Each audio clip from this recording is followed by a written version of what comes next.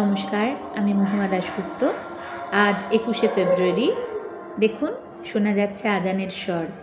আজানের স্বরের সঙ্গে সঙ্গেই ভাষা শহীদদের শ্রদ্ধা জানিয়ে আমার নিবেদন, আমারই লেখা একটি কবিতা, স্বপ্ন।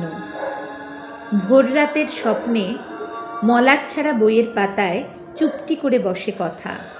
কীর্তনখোলা নদীর থেকে ভেসে আসে শব্দের ডিঙি।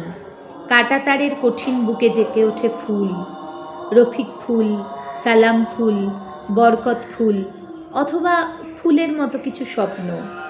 লাল পেড়ে শাড়ি আর ডবকা সিঁদুর পরা সেকালের ঠাম্মি রাজশাহীতে বসে পাঁচালি পড়েন। বাতাসে সেদিন বর্ণমালার প্রশ্রয়, আর একালের স্বপ্নে 21-এর জাদুকরি ভোর। ঢাকা শহর থেকে রোদ বৃষ্টি মাথায় নিয়ে পদ্মাসনে এসে বসেন তিনি। জাতিস্বরের বেদনার মতো পুরনো দেশের মাটির সুবাস ছুঁয়ে আমাকে বিহ্বল করে জাগিয়ে তোলে বাংলা ভাষা, আমাদের বাংলা ভাষা।